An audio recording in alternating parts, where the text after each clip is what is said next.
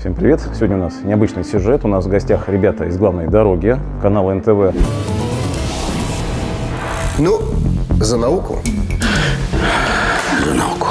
Напомню, что они уже у нас в гостях не первый раз. В прошлый раз мы освещали тему, также связанную с защитой от угона и применением угонщиками таких средств, как длинная рука или удочка. Это ретранслятор, способный угонять 95% современных автомобилей. В общем, освещали эту угрозу, вводили ее в массы, так сказать, раскрывали перед автолюбителями вот такие вот нюансы, чтобы они знали, от чего защищаться. Сегодня мы продолжаем цикл наших передач, связанных с автобезопасностью.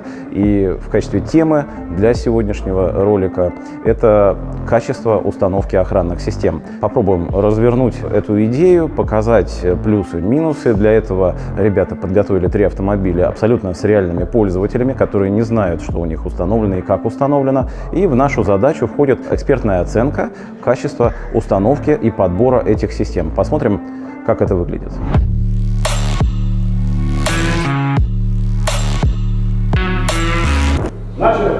Не тяните, пока сигнализация начнет преподносить вам сюрпризы. Узнайте в проверенном сервисе, что и как у вас установлено.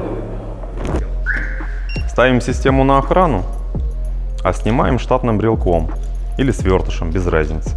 Начинается тревога, снимаем с заводским стандартным пин-кодом.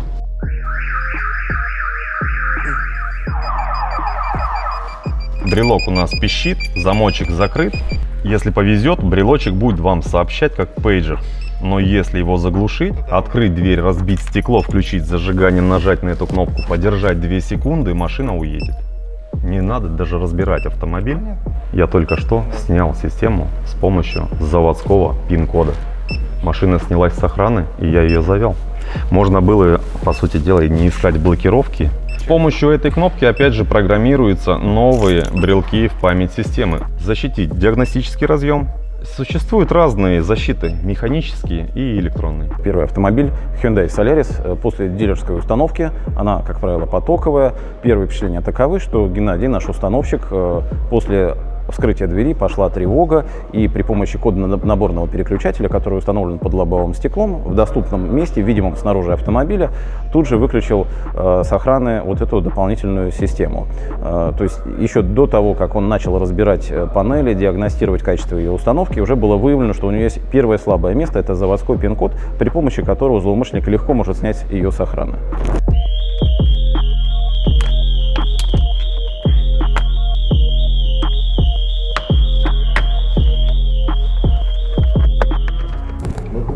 А ты в кадре?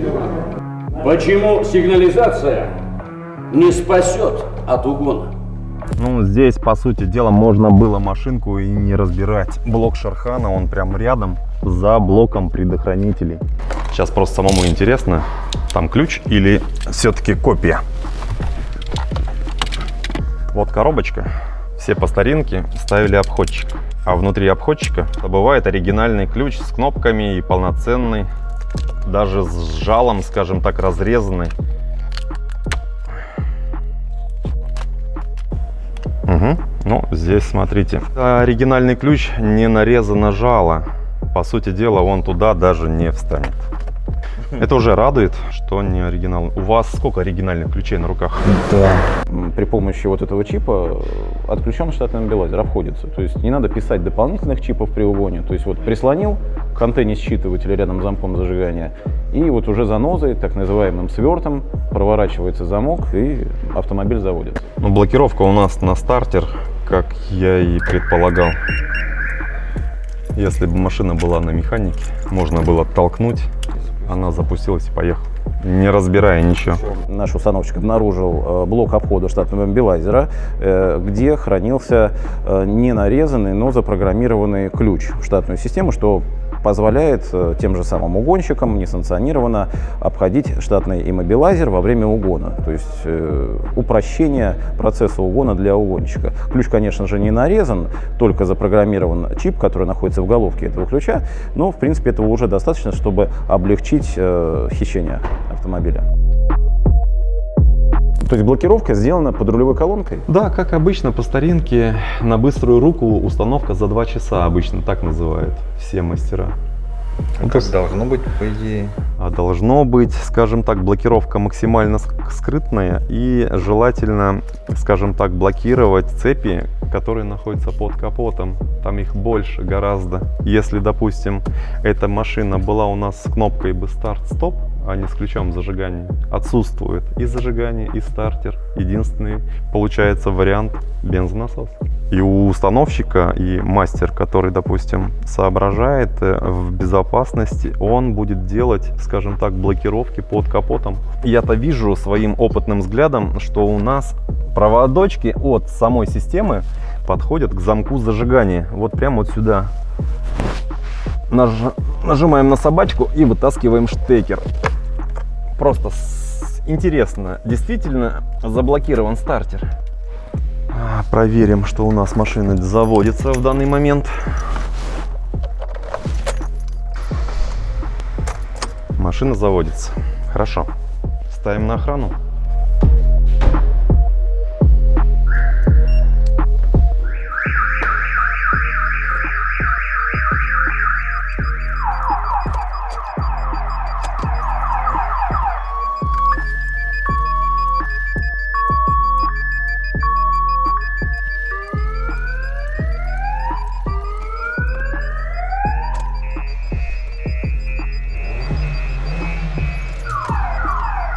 Я бы рекомендовал демонтировать систему, поставить новую и убрать вот эти все, скажем так, лишние. Да. По сути дела, ну, здесь легко и просто. Сирена прямо здесь, разрезал, скрепку завел, поехал. И ключ есть.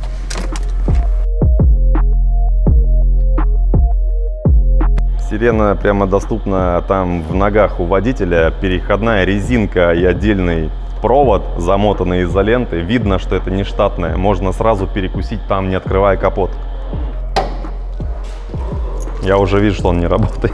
Не, надо проверить. Давай. Проверим.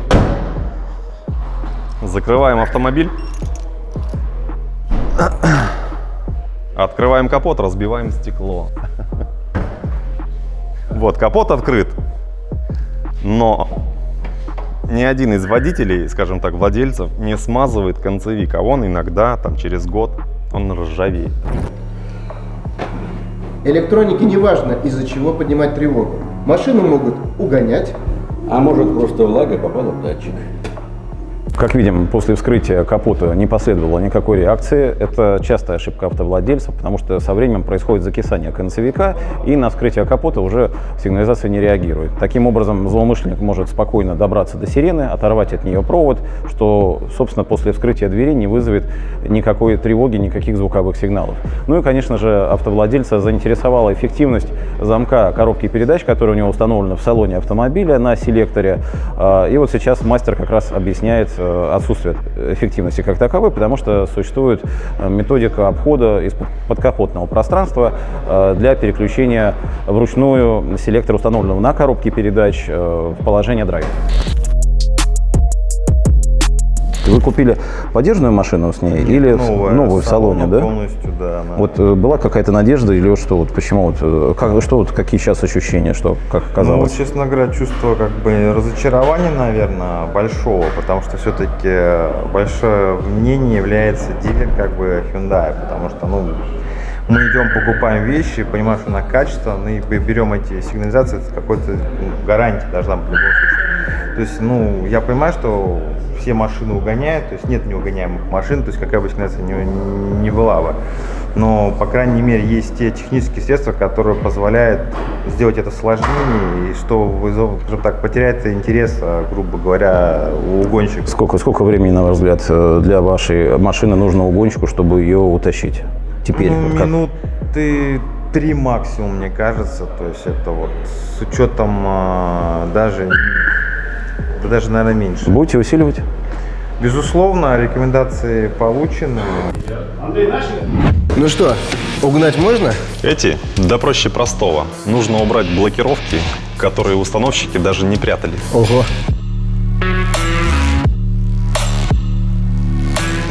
Итак, у нас второй автомобиль на экспертизе. Это Шкода Октавия. То, что там установлено, еще неизвестно. Сейчас Геннадий совместно с владельцем пройдутся по этим девайсам. Если Геннадий их, конечно, обнаружит при разборке автомобиля, оценят их качество установки, эффективность, прочее.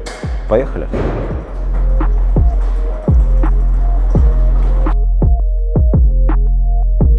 Да, что у нас здесь за пациент? При покупке машины была установлена такая сигнализация, не знаю, как правильно читается. Симакс. Симакс, да.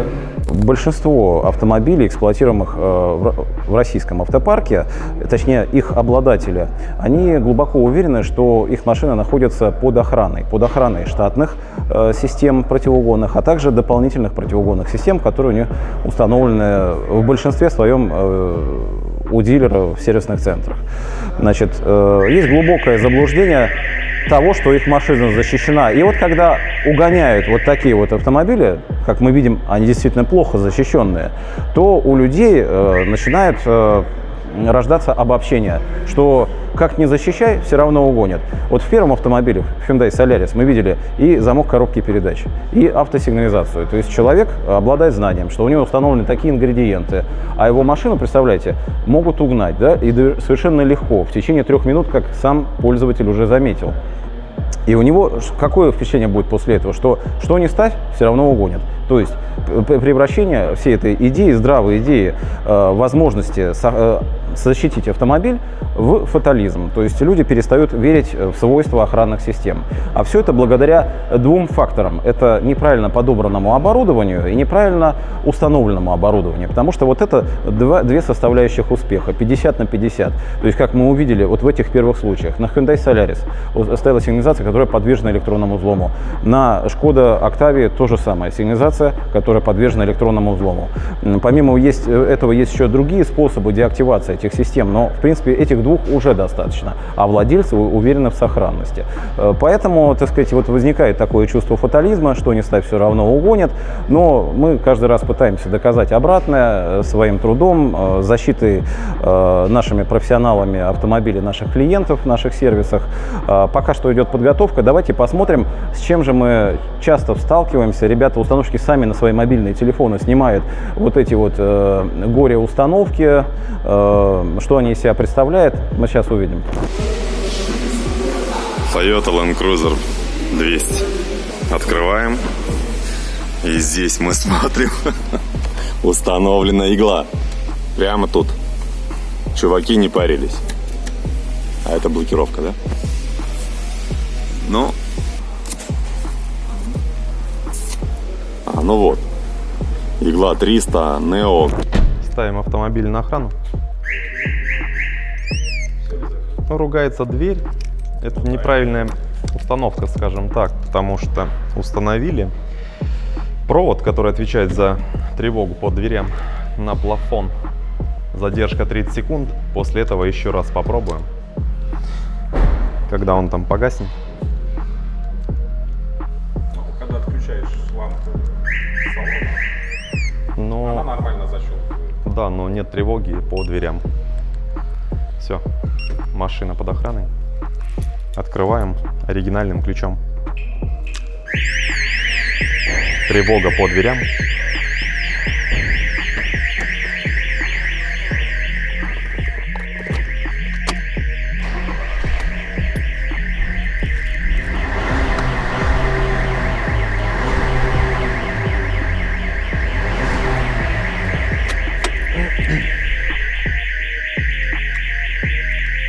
Блокировки нет. Не блокирует. Единственное, что ворон пугает. То есть получается, что здесь есть 2 момента уже сразу же, которые выяснили. Неправильная установка, это раз. Установка, потому что, как правило, человек после закрытия двери ставит в охрану, она у него ставится в охрану уже с исключением неисправных зон. Да. То есть у него просто не будет реакции на вскрытие дверь. дверей. Покажи, пожалуйста, это. Скажем так, реакция будет, но с опозданием. С каким опозданием? 30 секунд. Она ставится на охрану, ругается. Она ее возьмет потом под охрану? Потом, да. Вот Ценмакс ее берет? Да. Ждем 30 секунд. Восстановление есть, да, охранных зон? Будет перепостановка. Ну вот есть 30 секунд, в течение которых вы можете уйти от машины, и в течение этих 30 секунд не будет никакой реакции по вскрытию двери. Если злоумышленник в течение 30 секунд успеет проникнуть, то, в общем, он проникнет без всякой реакции. Но она не закрывает центральный замок. Здесь много таких нюансов. Все-таки мы же не знаем, что здесь установлено. Может быть, завести двигатель? Нет. Во-первых, Попробовать поехать попробовать. Потому что, ну, если там стоит секретка на кнопках руля, например, да, то есть каким способом мы ее допустим. обнаружим? Встала на охрану, двери не закрываются. Попробуем тогда завести и поехать вперед-назад.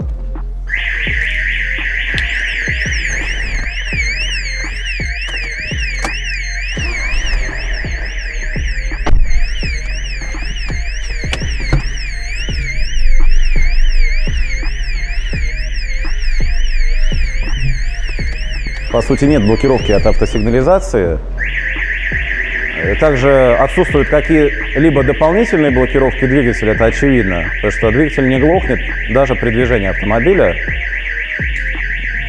Уже понятно, что по установке сигнализации выявлен ряд косяков, есть претензии, сейчас мы их более глубоко обсудим, изучим при разборке автомобиля. Вот такой вопрос еще. А где было установлено охранное устройство? То есть при приобретении автомобиля или потом в процессе эксплуатации?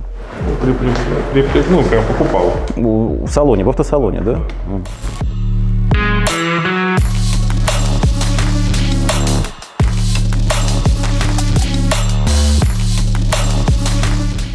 Датчик удара, его просто приклеили к металлу с левой стороны. Изначально у производителя была жесткая инструкция, что его надо ставить на прочную поверхность кузова автомобиля, чуть ли не на металл, да? Но потом выяснилось, что при вот подобной установке он имеет худший режим работы, потому что амплитуда качения автомобиля, то есть не позволяет ему адекватно реагировать. Потом датчики изменились, здесь скорее всего не акселерометр, здесь скорее всего какой-то еще из древних датчиков удара на подвесе. Соответственно, надо искать то место, где он наиболее эффективно будет работать, отрабатывать равномерные удары по всему кузову автомобиля. То есть надо достичь поиска, нахождения такого места, где он будет наиболее правильно реагировать на удар с любой стороны автомобиля. Это находится методом проб. Каждая машина, скажем, имеет разную амортизацию внутренних частей, так сказать, кузова автомобиля, проводов, пластика, металлических деталей. Поэтому постукивание по переднему колесу вызывает совершенно другую реакцию, в отличие от постукивания по заднему колесу. И чтобы эта равномерность сохранилась, это место надо очень правильно найти, и оно очень сильно зависит от марки, модели автомобиля еще. Поскольку здесь неправильное подключение, в течение 30 секунд реакции никакой не будет, поэтому мы их выжидаем, чтобы услышать эту тревогу и посмотреть, реагирует ли, так сказать, на ввод штатного пин-кода для перевода в режим валет дополнительной сигнализации. От их исправной работы зависит здоровый сон ваш и ваших соседей.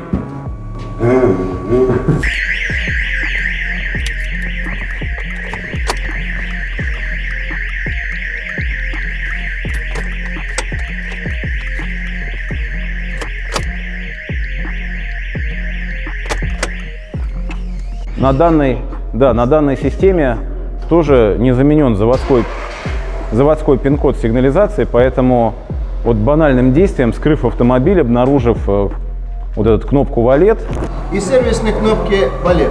Но правильно «Валет». переводим в режим автосервиса. Соответственно, отключаются все охранные и противоугонные функции. А если бы здесь была сделана блокировка двигателя, то и отключилась бы она тоже.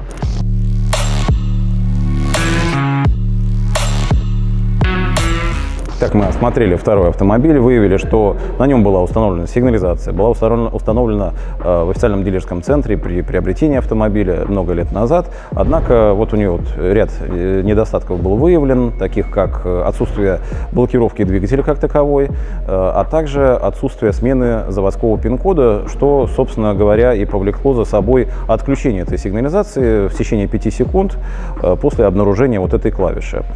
Соответственно, это является большим недостатком.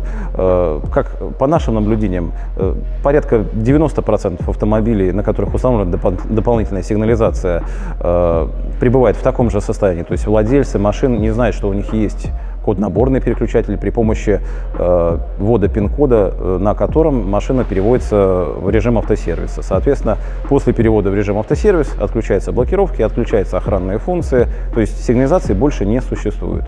Ну, как правило, владельцы не в курсе этого. Порядка 90%. Это очень немало. То есть очень много машин ездят незащищенными, хотя автовладельцы глубоко уверены, что у них есть хоть какая-то охрана. Вот. Это что касается дополнительной сигнализации. Помимо этого была обнаружена некорректность подключения дверного концевика. Сейчас более глубоко установщик Геннадий с этим разберется. В течение 30 секунд после постановки в охрану дополнительной сигнализации, соответственно, не происходило никаких реакций на вскрытие дверей. Это тоже своеобразный минус, потому что если владелец уходит, а злоумышленник в течение этого времени будет покушаться на автомобиль, то у него есть все возможности, так сказать, деактивировать охрану. Лично вручаю супер сигнализацию. Да, найдем применение. Да, на гараж. Да, сожжем ее. На курятник ее поставить.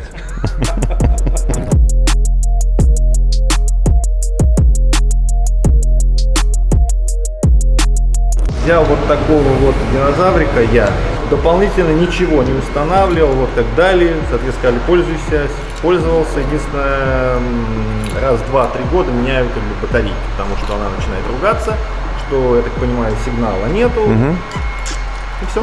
Валерий, вы знаете, что у вас помимо меточки есть в машинке кнопочка «Валет». Даже если у вас села батарейка или вы потеряли меточку, можете снять аварийно систему с охраны и поехать, допустим, домой за второй меткой или за батареечкой.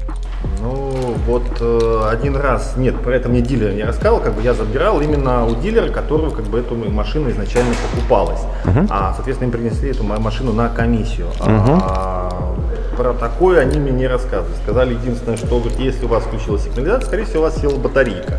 Говорит, если вы 2 раза заведете, у вас работает сигнализация, на 3-й раз привозите машинку к нам. Потому что она автоматически уже заблокировалась и все. У меня было 1 раз срабатывание, где-то спустя, по-моему, годика 3. Благо это было рядом с домом, я сбегал за 2-м ключом. Теперь с тех пор всегда вожу с собой 2 ключа.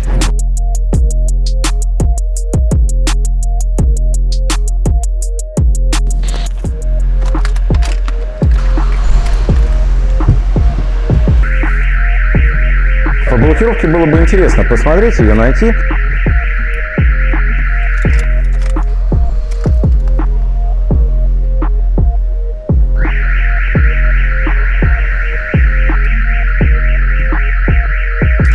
Судя по внешнему виду метки, система это установлена либо RIF, либо Blackback. То есть производитель уже давно сдулся, а система все еще актуальна.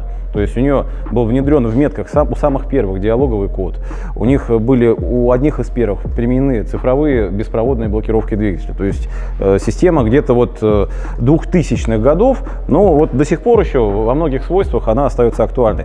Вопрос в том, как она установлена, вот об этом мы сейчас узнаем. Начали. Чем лучше эти элементы спрятаны, тем сложнее машину угнать. Ой, здесь все понятно, я все нашел.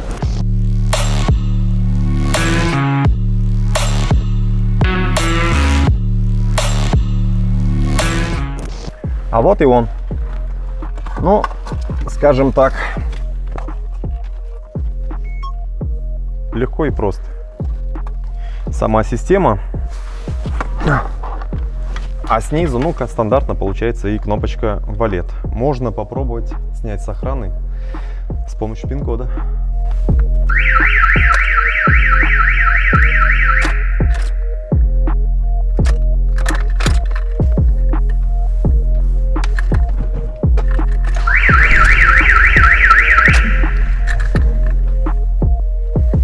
Система достойна. Лучше, чем предыдущая. Да, однозначно. По противоугонным характеристикам точно.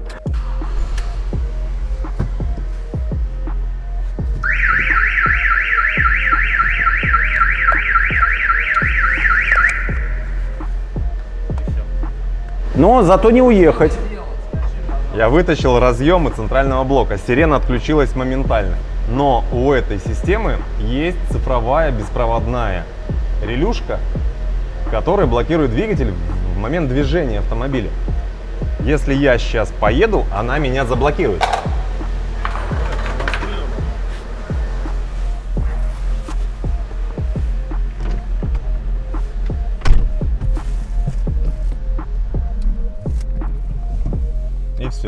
даже без центрального блока.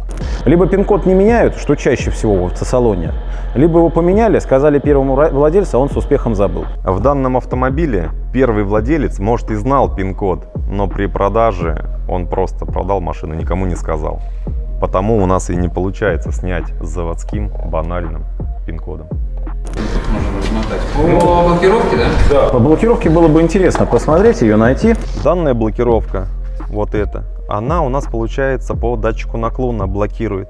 Вторая блокировочка и не нужна. Вот данное реле просто здесь установлено неправильно.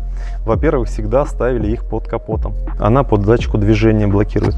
Если, допустим, злоумышленник попал в автомобиль, открутил вот эти винты, там 5, или вырвал, то нужно вот сюда на данный провод, на желтый и на оранжевый. Просто грамотные установщики, они знают распиновку реле, перемычку. Скрепка, обычная скрепка, и машина поедет. Здесь элементарно, не нужно никуда добираться. К нему даже проводов не подходят, к этому реле. Оно по воздуху управляется, по штатной проводке, по питанию управляется. Его нужно поставить под капотом, в скрытом месте, и оно будет аккуратно, тайно, секретно блокировать двигатель и не будет вываливаться на коленки, на панель угонщика, когда он попытается укатить этот автомобиль. Да, вот рукой просто срываешь ее, нет панели, туда выпадает тебе блок иммобилайзера и блокировочное реле беспроводное.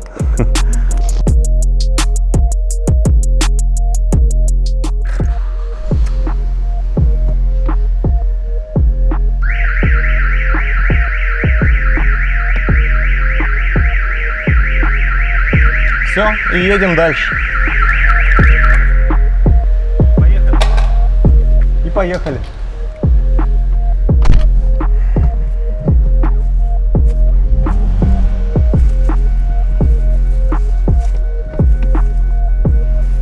В идеале, скажем так, данное реле находится под капотом.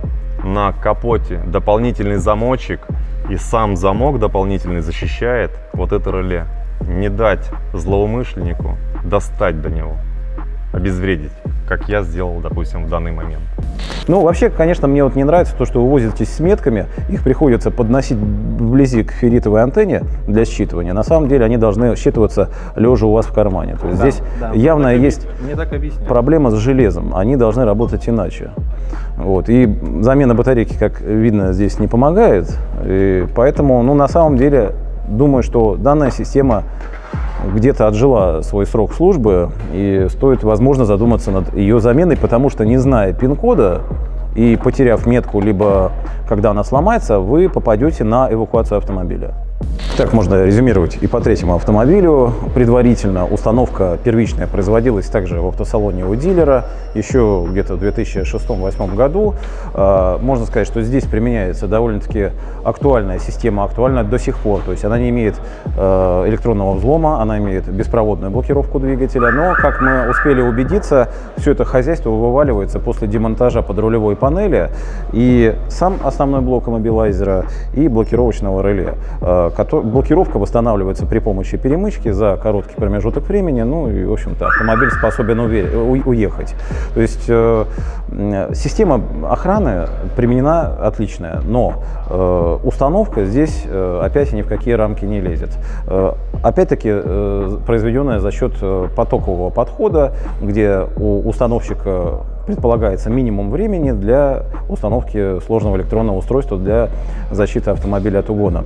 Но, конечно же, не стоит всех мастеров подводить под одну рамку. Конечно же, и в дилерских центрах, в автосалоне, и в гаражных сервисах работают порой иногда хорошие мастера, но все же подавляющее большинство, как правило, имеет характер потоковой установки. За счет этого ухудшается качество и эффективность, связанная с охраной автомобиля. В данном случае была произведена рекомендация владельцу автомобиля переустановить данное блокировочное реле в подкапотное пространство защитить электромеханическим замком, потому что штатный замок, он, конечно, не представляет никакой защиты Как он обходится, мы уже показывали в наших предыдущих роликах на примере Ford Focus. Также на данном автомобиле установлен дополнительный механический замок коробки передач в салоне автомобиля. Но, как и в предыдущей версии машины Solaris, где установлен похожий замок, обходится, как это обходится, мы показывали, из подкапотного пространства происходит альтернативное переключение кулисы на самой коробке передач. Поэтому, если использовать подобное механическое противоугонное устройство, то исключительно в связке с блокиратором капота дополнительного, чтобы исключить способ альтернативного управления селектором. Однако, как мы помним, для вот этих замков, которые сейчас установлены здесь на коробке передач, существует альтернативный метод вскрытия при помощи бампинга. К сожалению, в больше чем половине случаев инсталляции установочного бизнеса он заточен под шаблонную потоковую установку. Это выгодно. Выгодно владельцам бизнеса и его участникам. То есть тот человек, который устанавливает охранную систему на автомобиль, к сожалению, не располагает массой времени для обеспечения всей грамотности ее установки. В силу того, что это предусматривает оплату нормы часов мастера. Мы натыкались на то, что основные элементы находятся в непосредственной близости, к ним практически открытый доступ из-под панелей под рулем. То есть можно заглянуть и посмотреть, и увидеть невооруженным глазом неродные, скажем, элементы автомобиля, да, вот эта проводка. То есть если вы видите все, что некрасиво, это должно уже вызывать сомнения и, наверное, дополнительную проверку. Как правило, при потоковых шаблонных установках и такая же сдача машины в эксплуатацию. То есть клиент, получая автомобиль, ему выдается брелок от сигнализации, показываются две кнопки, которые ставит, снимает с охраны, на этом, как правило, все останавливается. На самом деле сдача автомобиля в эксплуатацию в грамотных мастерских занимает не меньше 30 минут времени, даже самая простая сигнализация. Происходит обучение владельца использования вот этих дополнительных пин-кнопок, знание программации вот этого нового пин-кода, который будет уже не заводским. А также показывается, в общем-то, функционал системы срабатывания всех датчиков, наличие блокировки. Как оказывается, они далеко не везде у всех установлены, хотя владельцы даже об этом не подозревают. На самом деле, главное выбрать эффективное оборудование, грамотные руки, и тогда будет обеспечена достойная защита от угона. В современный век коммуникаций, прозрачности, в общем-то, можно зайти в интернет, почитать профильные форумы и, наверное, легко обнаружить вот таких вот мастеров, либо профессиональные мастерские. Но самым лучшим методом распознавания грамотности организации, которая предоставляет защиту от угона, является проверка наличия финансовой гарантии от угона. То есть есть организации, которые несут материальную ответственность при угоне автотранспорта. То есть если у вас угнали автомобиль после их установки, они компенсируют это рублем. Я думаю, стоит рассматривать именно такие фирмы и, в общем-то, довольно эффективный показатель.